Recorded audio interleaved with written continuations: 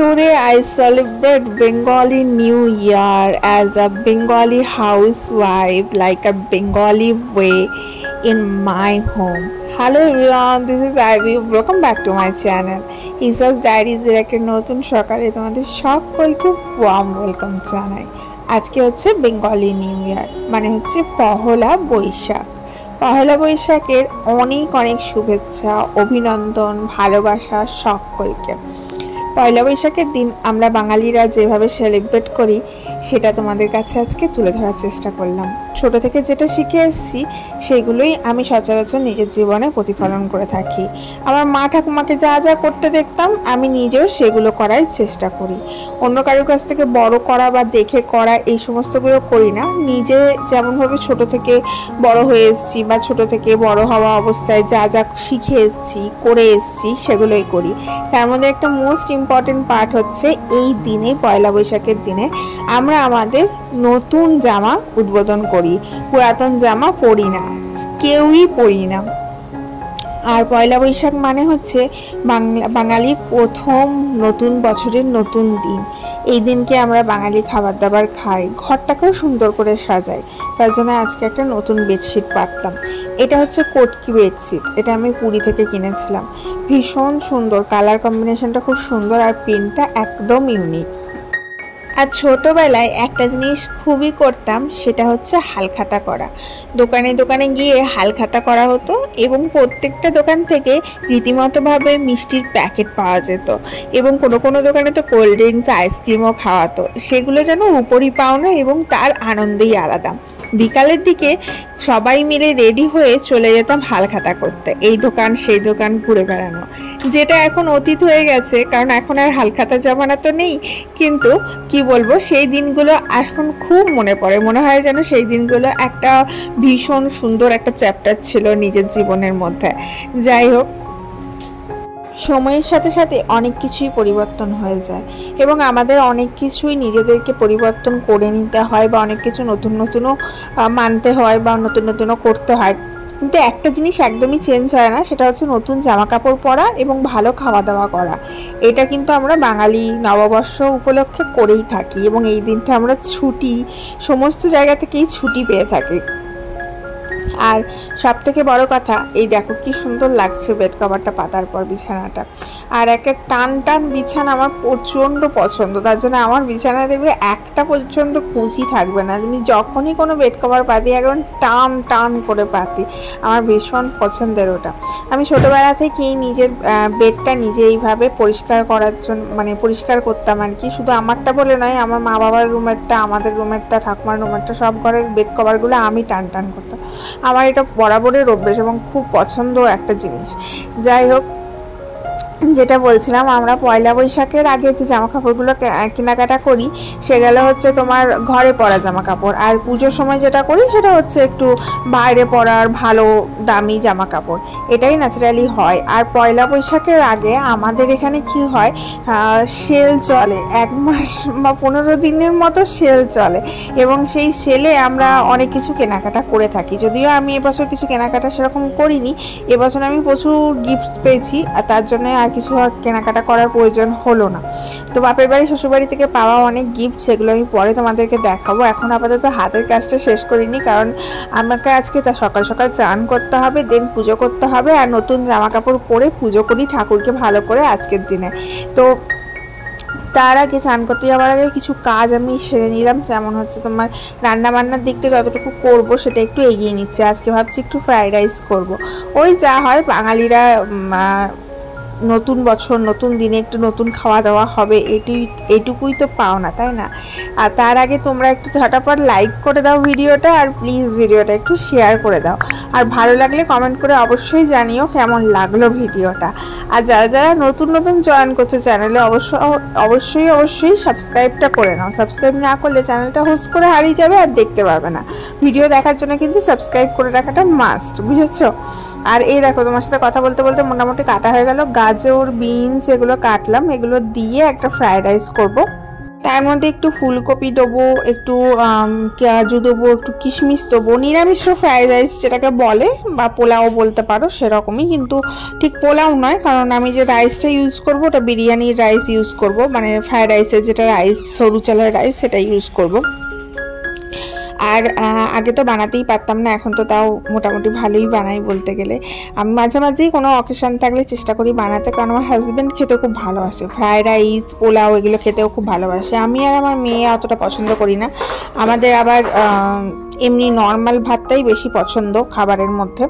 একটা সময় আসবে দেখবে, আমাদের নেক্সট জেনারেশনের কথা বলছি, যেহেতু তারা সবাই ইংলিশ মিডিয়াম থেকে বিলংস করছে, তো তাদের দেখবে সেই বাঙালিয়ানা জিনিসটা কোথাও না কোথাও হারিয়ে যেতে বসেছে। ইংলিশ মিডিয়ামের ছাত্রছাত্রীরা একটু ন্যাকা হয় আমার মনে হয়, কারণ তারা ইংলিশে বেশি বা ইংলিশ কালচারের ওপর বেশি অ্যাডিক্টেড হয়, কারণ তাদের ক্রিসমাস পালন করা এই জিনিসগুলোর ওপর বেশি জোর দেওয়া হয়। কোথাও না কোথাও কি এই যে পয়লা বৈশাখ, রবীন্দ্র জয়ন্তী, এই জিনিসগুলো সিবিএসসি বোর্ডে তাও একটুখানি আছে, আইসিএসসি বোর্ডে তো একদমই নেই। তো এই যে বাঙালিয়ানা জিনিসগুলো, এগুলো কিন্তু খুবই দরকার, নিজের কালচারটাকে জানা খুব দরকার আমার মনে হয়। আমি বলছি না সবাইকে আমার মতামত নিতে বা আমার মতে চলতে, আমি বলছি আমার মনে হয় যে আমার নিজের যেটা কালচার সেটা সম্বন্ধে অবগত থাকা বা সেটাকে মানা বা কালচারাল জিনিসগুলো করা কিন্তু খুবই প্রয়োজন প্রত্যেকটা মানুষেরই।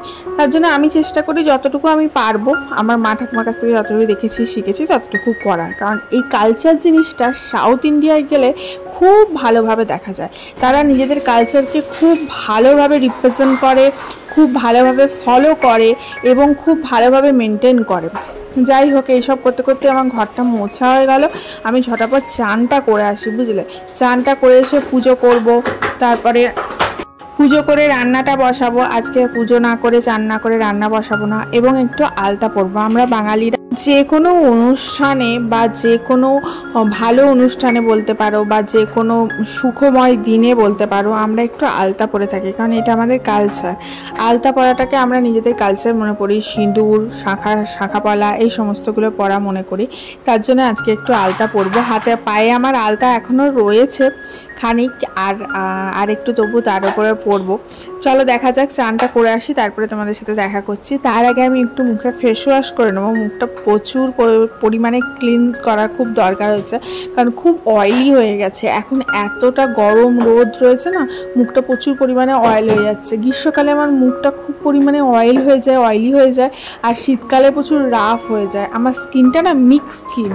যে কোনো অকেশন লাইক পয়লা বৈশাখ বা দুর্গাপুজো বা কালী পুজো বা দিওয়ালি, যে কোনো কিছুর আগে সবাই অনেক কিছু প্যাম্পার করে নিজের স্কিনকে, বাট আমি যেহেতু ঘরোয়া বা অর্গ্যানিক জিনিস ছাড়া অন্য কিছু ইউজ করি না, তার জন্য এই ফেস ওয়াশটা আমার ভীষণ কাজে দেয়।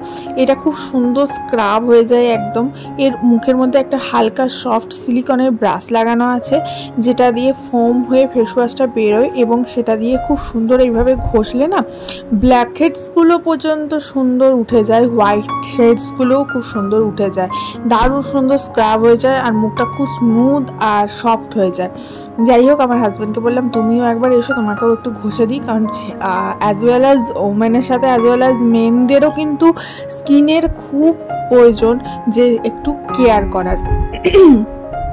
আমরা ন্যাচারালি সব কিছু করলেও স্কিনের কেয়ার করতে ভুলে যাই। ছেলেদের কথা বলছি, মেয়েরা তো করেই থাকে, আর ছেলেরা কি করে, ওই এসে সাবান দিয়েই হয়তো মুখ ধুয়ে নিল, কিন্তু না, অবশ্যই একটা ফেস ওয়াশ ইউজ করা খুব প্রয়োজন। আর তার ক্ষেত্রে যদি এরকম একটা ফেস ওয়াশ হয় যেটা দিয়ে তুমি জাস্ট ফোমটা বেরোচ্ছে, যেটা কোনো রকম তোমার স্কিনকে ক্ষতি করবে না, ফোম জানো তো অনেক লাইট হয়, এবং যত সম্ভব তোমার মুখের মধ্যে যত ডার্ট থাকবে, যত পিম্পল থাকবে, বা ধরো যেটা তোমার ব্ল্যাক হেডস বা হোয়াইট হেডস থাকছে, সেগুলো সমস্ত কিছু একদম ক্লিন হয়ে যায়। যাই হোক, আমার মেয়ে এখানে চান করে চলে এসছে, এবং সে তার নতুন ড্রেস পরে নিয়েছে। এই ফ্রকটা ও নিজেই চয়েস করে কিনেছে। যত বড় হচ্ছে এখন নিজের চয়েস সম্বন্ধে ও খুব পার্টিকুলার হয়ে যাচ্ছে আর কি। তো ও নিজেই চয়েস করে নিয়েছে। অ্যান্ড ফাইনালি আমিও চান করে চলে এসেছি। আর এই দেখো, আমি একটা সুন্দর দেখতে ম্যাক্সি পরে নিয়েছি, এটাও আমার নতুন ম্যাক্সি। অ্যান্ড এই যে এরপরে একটুখানি গোলাপ জল নিয়ে নিলাম মুখে। আর এখন আমি পরে নেবো আলতা। কারণ হচ্ছে ওই যে বললাম আমরা বাঙালিরা মনে করি যে আমাদের আলতা পরাটাকে খুব শুভ মনে করি। এই যে কোনো অনুষ্ঠানে, আমি এখানে গান গাইতে গাইতে আলতা পরছিলাম, যে কোনো অনুষ্ঠানে আমরা আলতা, সিঁদুর, শাখা পলা এগুলোকে একদম ম্যান্ডেটারি রাখি। এগুলো আমাদের কালচারের মধ্যে পড়ে।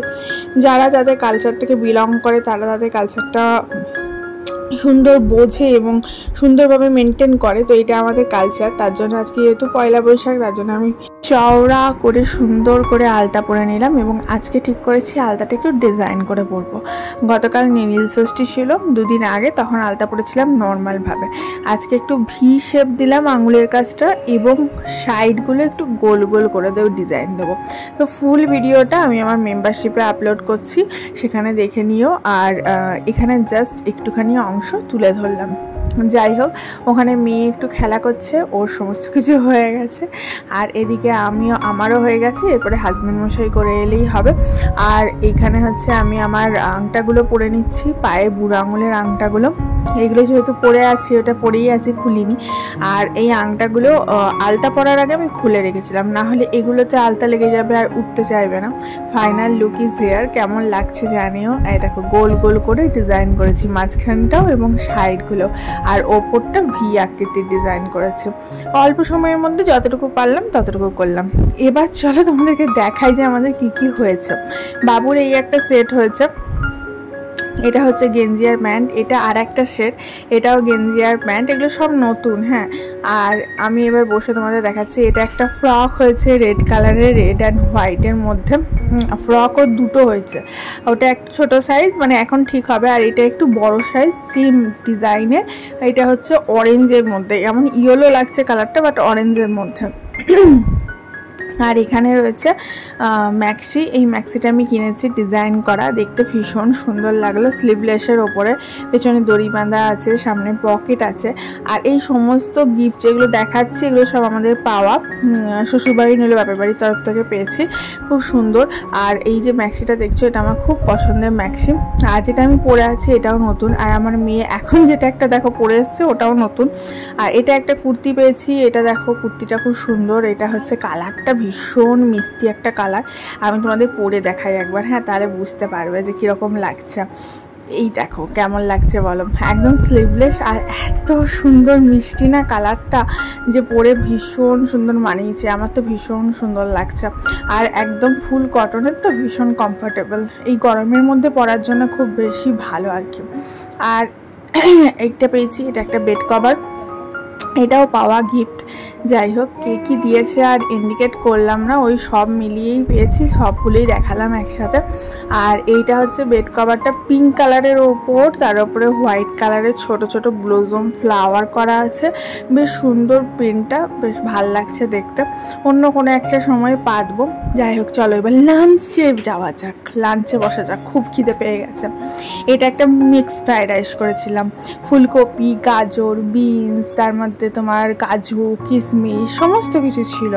অ্যান্ড এর মধ্যে ডিম ভেজেও দেওয়া ছিল, পেঁয়াজটা শুধু দিইনি।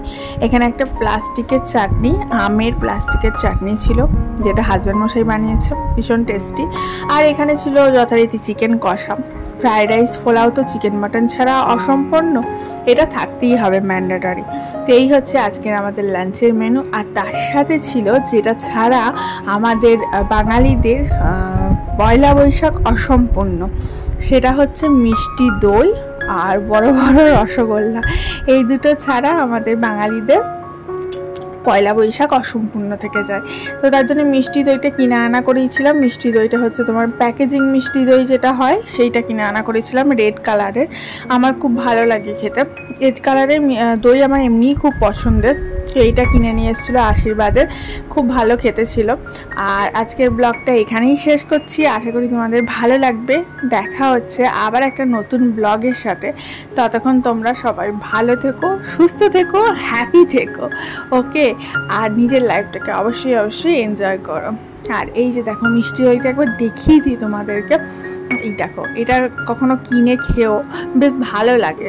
হ্যাঁ, প্রসেসিং ভাবেই তৈরি, নট হেলদি বাট টেস্টি, খুব টেস্টি, ভীষণ টেস্টি। আর আমার খুব পছন্দের একটা দই। তো চলো আজ আসি, দেখা হচ্ছে কালকে। Love you all, by.